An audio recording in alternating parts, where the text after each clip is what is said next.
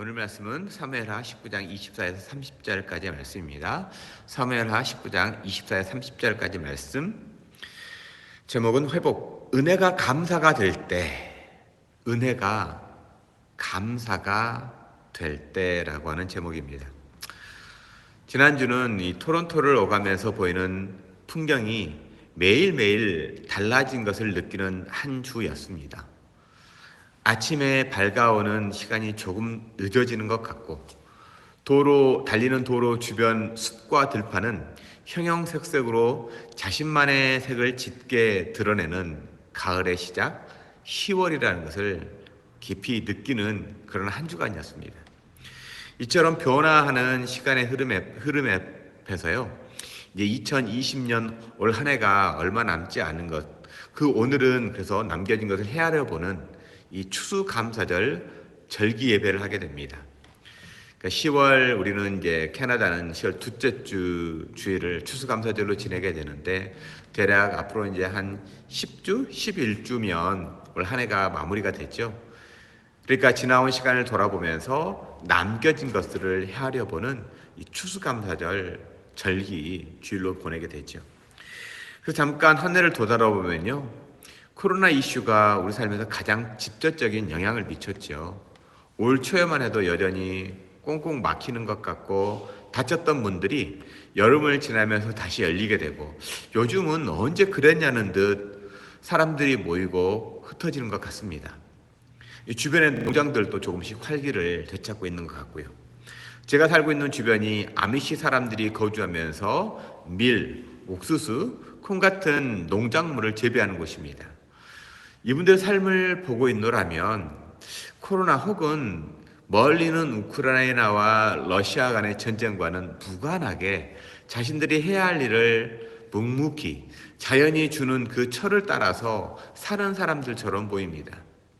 세상과 무관하다기보다는요, 세상이 어떻게 요동을 치더라도 자신들이 감당해야 할 일을 묵묵히 해가는 그런 사람들을 보면서 세상의 빛과 소금의 역할이 과연 어떠한 삶인가, 작은 일에도 일희일비하지 않고 정말 그렇게 자신에게 맡겨지는 시간을 따라서 묵묵히 살아가는 삶은 아닌가 하는 걸 보면서 제게는 좀 큰 울림이 되는 그런 시간이었습니다.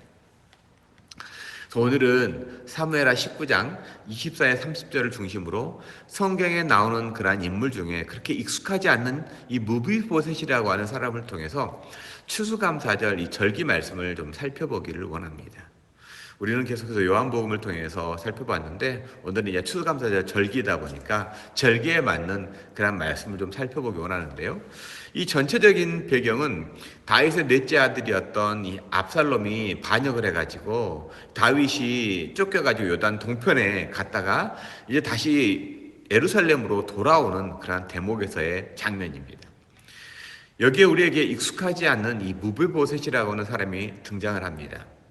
이 무비보셋이라고 하는 사람을 그래서 간략하게 살펴본다면, 먼저는 사무엘하 4장 4절에서 잠깐 언급이 되면서 그의 신분과 삶에 어떠한 일이 일어났는지를 소개가 됩니다. 그 짧은 구절에서 그의 삶이 평탄하지 않았다라는 것을 우리가 알 수 있죠. 이 무비보셋의 아버지는 그 유명한 요나단이라고 하는 사람이에요. 요나단은 잘 아시는 것처럼 초대 이스라엘 왕이었던 사울의 아들입니다. 그런데 그는 또한 다윗과 아주 깊은 우정을 나눈 사람이죠.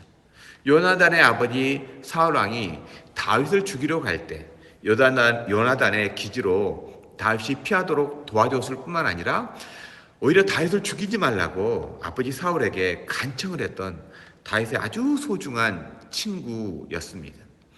그러니까 무비보셋은요, 다윗에게 있어서는 요나단의 아들이죠. 그런데 또 다른 한편으로 보면 다윗을 그렇게 죽이고 싶어 했던 사울 왕의 손자가 됩니다. 그런 그가 5살이 되었을 때 이스라엘이 블레셋과의 전쟁을 하다가 크게 패하게 되죠.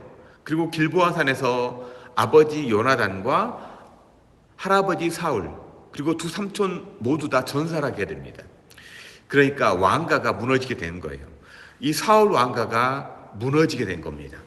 이 전쟁에서 졌다고 하는 소식이 전해지자 무비보셋의 유모가 이 어린아이를 급하게 안고 도망을 치다가 그만 무비보셋을 떨어뜨리게 됩니다. 그래서 두 다리를 저는 중증 장애인이 된 거죠. 그러니까 어렸을 때부터 무비보셋은 장애인으로 움직이기가 쉽지 않은 아주 불편한, 육신적으로도 불편한 삶을 살았던 사람입니다. 거기에 자신의 신분이 들통나지 않도록 하기 위해서 꼭꼭 숨어서 살아야 했습니다. 여러분 사극이라든가 역사 드라마에 나오잖아요. 이 왕손이 몰락한 왕손은 어떻게 됩니까? 반드시 찾아가 누군가 보복을 하게 되잖아요. 혹여나 있을 후환에 그 씨가 될지 몰라서. 그러니까 꼭꼭 숨어서 살게 됩니다. 그래서 무비보셋을 보면 어느 날 불어닥친 이 풍파로 말미암아 정말 인생이 떨어질 대로 떨어지는 그런 삶이었습니다. 살면서 얼마나 두려웠겠어요. 멀리 있는 이 블레셋이 두려운 것이 아니에요. 블레셋도 물론 무섭지요. 하지만 가까운 삼촌 이스보셋이라고 하는 훨씬 더 두려운 존재가 있었습니다. 사울왕의 아들이잖아요. 이스보셋도. 비록 왕가가 무너졌지만 자신의 왕위를 위해서 볼 때, 이 이스보셋이 볼 때 정적인 무비보셋은요 훨씬 위협이 될 만한 존재였어요. 요나단이 다음 차기 왕이 될 수 있었거든요. 그런데 그 요나단이 죽고 그에 남겨진 무비보셋은 이스보셋이 볼 때 적통을 잇는 그런 자손이잖아요. 그러니까는 여러분 세조가 봤을 때 보면 어린 문종은 죽여야 되는 존재였던 것처럼 제거해야 할 존재였던 거죠.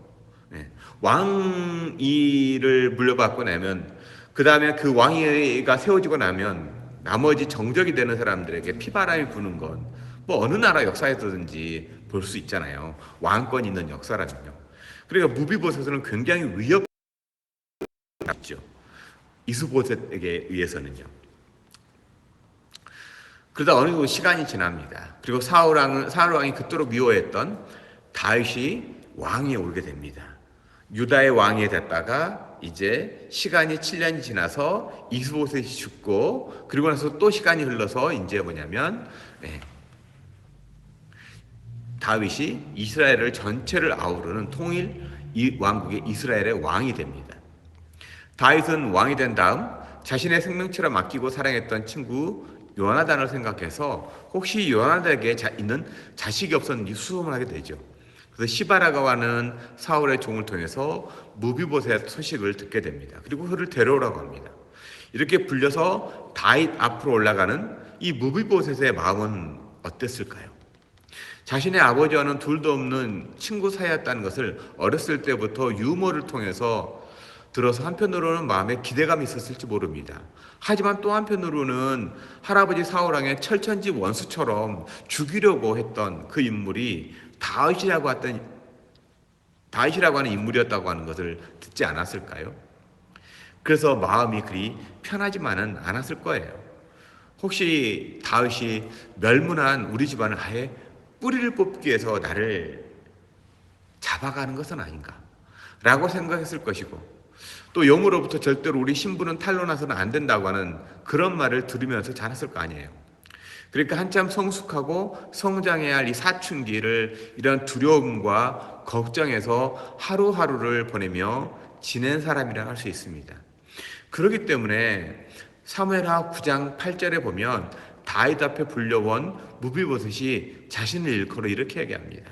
그가 절하여 이르되 이 종이 무엇이기에 왕께서 죽은 개 같은 나를 돌아보시나이까? 죽은 개 같은 나를 돌아보십니까? 한마디로 자기 자신을요 죽은 개보다 못한 사람이라고 이 낮은 자존감을 가지고 상처투성이의 인생을 살았던 상처를 보게 되는 거예요. 심리학 혹은 정신분석학에서는요 사람의 억압된 감정은 세월과 무관하게 반드시 왜곡되어 표출된다고 이렇게 말합니다. 그래서 무비보셋이 자신을 죽은 개와 같은 것 같은데 뭘 볼 게 있다고 나를 찾습니까? 라고 하는 그의 표현 속에서 자신을 낮추는 겸손 혹은 비굴함이 묻어난다는 것을 볼 수 있을까요? 그렇게 읽을 수도 있을 거예요. 겸손이냐 비굴함이냐 이것이 묻어난다고 볼 수 있는 거잖아요. 하지만 저는 이 말씀 속에서 이 무비보셋의 말 속에서 우울, 분노, 무력, 짙은 열등감이 한번 느껴집니다.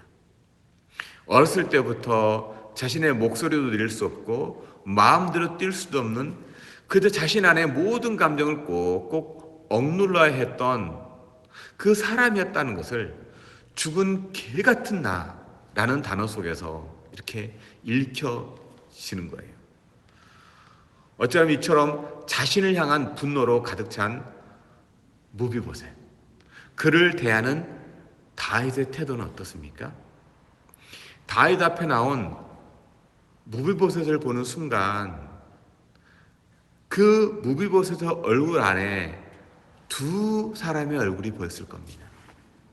하나는 자신이 그렇게 사랑했던 그 깊은 우정을 나누었던 요나단의 얼굴이 보였을 것이고, 또 다른 하나는 창을 들고 기회만 나면 죽이려고 했던 사울왕의 얼굴이 보였을 겁니다. 정말이지 다윗, 그 마음에 수만 가지의 생각과 반갑기도 하고 원수를 보는 것 같은 그러한 만남이라고 할 수 있죠. 이럴 때 다윗은 어느 편을 선택합니까?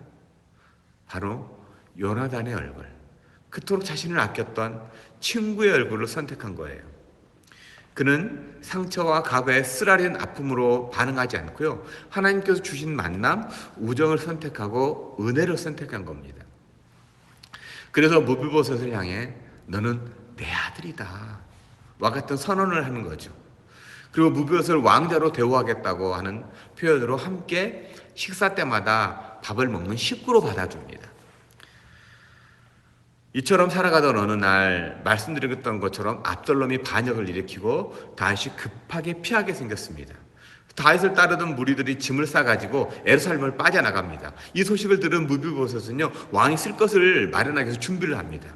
하지만 왕이 빠져나가는 길 앞에 무비보셋의 집을 관리하던 이 사울의 종 시바가 이것을 가로채가지고 다윗의 무리 앞에 나타나가지고 나귀와 먹을 것을 내놓으면서 피난길에 사용하라고 말합니다. 그랬을 때 다윗이 물어보겠죠. 무비보셋 어디 갔냐고. 오늘 말씀이 나오는 것처럼요. 그랬을 때 무비보셋이 다윗이 피난 가는 길을 알고 이제 와서야 내 잃어버린 나라를 찾겠다고 하는 거. 그래서 반역을 꾸미고 있다고 거짓말을 뻔뻔스럽게 하는 겁니다. 이 거짓말이라고 하는 거, 요즘 신문에, 한국 신문에 굉장히 많이 나오더라고요. 뻔뻔스럽게 거짓말하는 거. 뭐 동영상이 찍히고 음성이 나와도 뭐 그거를 뻔뻔하게 거짓말하는 거. 시바가 그래요. 뻔뻔하는 거. 얼굴에 철판을 깔았잖아요. 그러다 보니까 이거 다 준비해놓은 게 무비보셋이 다 준비해줬는데 무비보셋 다리를 절잖아요. 누가 도와주지 않으면 나귀에 탈 수가 없어요. 근데 그 도와주는 사람 시바가 그냥 먼저 가가지고 다윗 앞에 나타나가지고 엉뚱한 소리 하는 거예요. 아주 뻔뻔스럽게 거짓말 하는 거죠. 그랬을 때 우선 마음이 다급했던 다윗은 전후사장 살필 거 없이 그냥 무비보셋 땅과 그 모든 물질을 야 시바 다 너의 것이야 라고 말하고 급히 떠났던 거예요. 그렇게 시간이 흐르고 압살롬이 죽게 되고 다시 왕궁으로 돌아오는 그 다윗, 그 돌아오는 길에 나가서 마중 나갔던 사람들 중에 무비보셋이 있었던 겁니다. 그에 대한 내용이 오늘 말씀의 내용인 거예요. 이렇게 마중 나온 무비보셋을 보고 다윗이 의아하게 생각합니다. 그래서 왜 나와 함께 떠나지 않았느냐고 물어보는 거예요.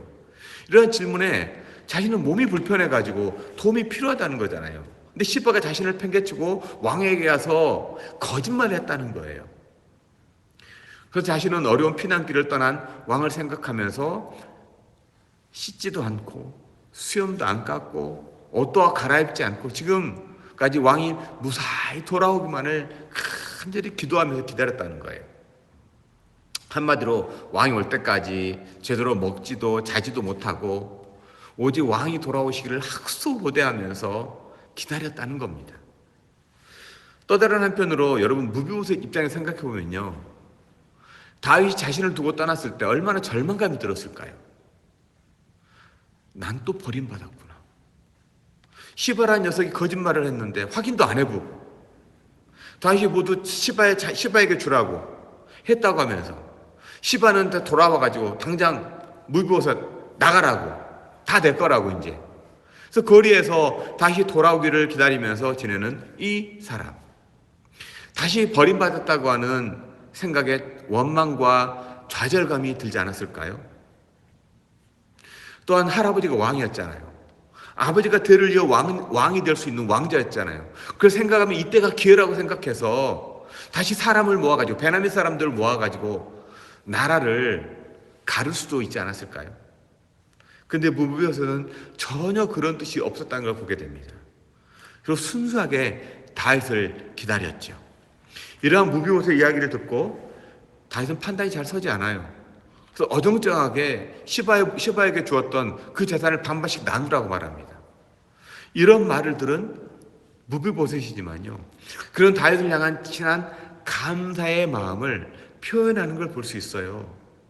바로 왕만 돌아오시면 됐다는 거예요. 뭐 옛날에도 없었고 나 가진 적도 없었고 지금까지 그렇게 중요하지 생각했던 이 재물 아무 필요 없다고, 시바에게 다 주라고 그렇게 고백하는 내용이에요. 여러분, 어렸을 때 부모님을 잃고요, 몸은 병신이 되고 사람들은 눈에 띌까봐 조마조마하게 살았던 상처투성이, 우울, 분노, 극심한 열등감으로 살았던 이 만신창이가 된 인생 무비보셋 아닙니까? 그럼에도 한 사람에게 입은 그 고마움을 잊지 않고 신의를 저버리지 않는 참으로 마음이 선한 이 무비보셋, 어떻게 이러한 삶으로 바뀔 수가 있었을까요? 억눌린 그 감정들이, 왜곡된 그 표현이 나왔던 그 삶이 어떻게 이렇게 바뀔 수가 있었을까요? 이러한 고백을 듣는 다윗은 무비보셋을 어떻게 생각했을까요? 이 친구 정말 순수하다. 무비보셋 태도와 말에 얼마나 고마워했을까. 죽은 개와 같은 나 왜 돌보십니까? 라고 울분을 토하듯 자신을 비하했던 무비보셋이 이처럼 당당할 수 있었던 것, 어떻게 이럴 수 있었을까? 이것은요, 다윗이 무비보셋을 원수 사울왕의 얼굴이 아닌 자신의 친구 요나단의 얼굴을 결정한 순간부터 나오는 선한 선순환의 영향력이 아닐까요? 그래서 이것을 은혜로 인한 사랑의 선순환의 법칙이라고 말씀드리고 싶습니다. 우리는 살면서 누군가 베풀어준 은혜는 베풀어준 사람이 넉넉해서 혹은 풍요로워서일 수 있습니다.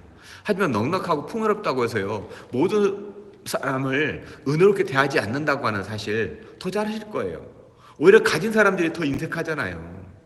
뭐 갑질이라고 하는 것, 여러분 뭐 어제 오늘 들어서 이야기입니까? 좀 가졌다고 하는데 사람을 좀 넉넉하게 대해주지 못하고 조그만 실수에도 뭐 무릎을 꿇으라, 뭐 뺨을 때리고 온갖 갑질하는 것 여러분 듣지 않습니까? 오히려 베풀고 나누는 대부분은요, 내가 받은 은혜에 대한 결단인 거예요. 내가 받았던 그 은혜에 대한 결단이 나누고 베풀 수 있는 동기가 되더라는 거예요. 마치 요나단에게서 받은 무조건 전적인 사랑이 사울의 악한 마음과 행동을 억누르도록 다윗을 선택하게 한 거예요. 근데 여러분, 이러한 선택이 어떻게 가능할까요? 사실 사람으로서는 도저히 할 수 있는 선택이 아니에요. 누군가 나에게 100번 자랑한다고 해도요, 한 번 실수하면, 한 번 잘못한 것, 그거 마음에 드는 존재가 사람 아닙니까? 대접받은 기억보다 무시받은 기억이 더 오래가지 않습니까? 그렇게 잘해주던 사람이 어느 날 뭐 한 번 조금 잘못해준 거, 그거 평생 기억하고 있다가 그걸 어떻게 해서든지 갚으려고 하는 것이 사람의 존재 아닙니까? 그래서 다윗은요, 그리고 무비보셋이 내린 삶의 결정은 달랐다는 거예요. 어떻게 이처럼 행동할 수 있었느냐는 거예요. 어떻게 그들은 그렇게 결정을 하고 선택하고 삶을 살아낼 수가 있었냐는 거예요. 하나님은 사랑이시다 라는 말씀처럼 그의 삶 안에 사람의 지식과 지혜가 아닌 하나님이 삶을 선택하도록 이끄셨기 때문이라는 겁니다. 그래서 하나님께서 이끌어 주신 삶을 선택할 때 세상이 이렇다 저렇다 요동치는 인생이 아니라 시간의 흐름을 따라 오늘 내게 맡겨진 하루를 살아가는 사람이 성도라는 거예요. 제가 서두에도 말씀드렸던 것처럼 제가 살고 있는 지역이 비록 볼 것 없는 시골이지만 세상에 따라 요동치는 사람들의 모습보다요, 하나님께서 베풀어 주시는 세월을 따라서 살아가는 사람들, 세상에 적응하기보다는 주어진 삶에 적응하는 사람들 속에서 이 가을의 열매가 무르익고 들판이 무르익는 경험을 합니다. 주가는 곤두박질 치지요. 물가는 얼마나 오를지 모르게 오르게 됩니다. 환율은 너를 뛰지요. 우리가 그 세상에 적응하기보다는요, 이렇게 하나님께 주어진 이 시간의 흐름을 따라서 거기에 적응하며 묵묵히 하루를 살아가는 사람들이요. 그 사람들이 일본에는 들판을 보면서, 그 사람들이 일본에는 수확물을 보면서 우리는 추수감사절을 맞지 않습니까? 내 통장에 쌓이는 그 잔고를 보면서 우리는 추수감사절을 보내지 않습니다. 비록 보잘것없지만, 비록 늘 똑같아서 감사함을 모르지만, 늘 똑같을 수 있도록 요동하지 않고 철이 주는, 시간이 주는 그 흐름에 따라서 씨를 뿌리고 가꾸고 물을 주고 김을 메고 그런 사람들로 인해서 지금도 세상은 돌아갑니다. 이것이 바로 사랑의 선순환의 법칙이요. 하나님께 주시는 그 철을 은혜로 감사로 받아 일궈냈을 때 하나님께서 그 열매를 맺게 해주더라.